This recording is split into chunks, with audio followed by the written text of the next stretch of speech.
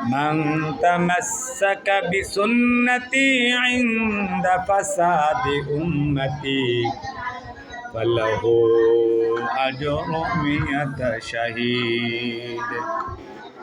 আল্লাহ নবী সাল্লাল্লাহু আলাইহি ওয়াসাল্লাম বলেছেন যে ফিতনা ফাসাদের জমানায় যখন আমার সুন্নতকে মুর্দা মনে করবে, সুন্নত পালন করবে না, সুন্নতকে অবহেলা করবে, বিজাতিদের রীতিনীতি আদর্শকে সমাজে বাস্তবায়ন করবে, গড়ে বাস্তবায়ন করবে, ব্যক্তি জীবনে বাস্তবায়ন করবে,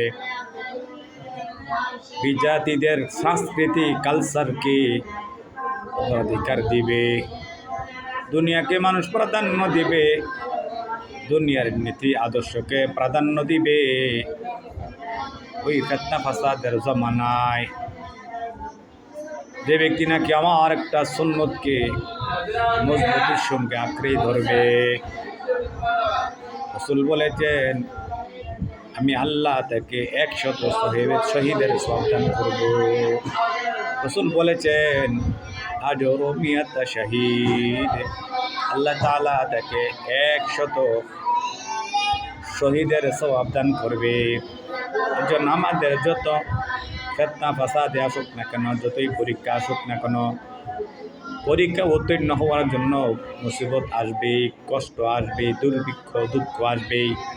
এই মুহূর্তে আমাদেরকে নবী সাল্লাল্লাহু আলাইহি সাল্লামের সুন্নতকে আঁকড়ে ধরে রাখতে হবে।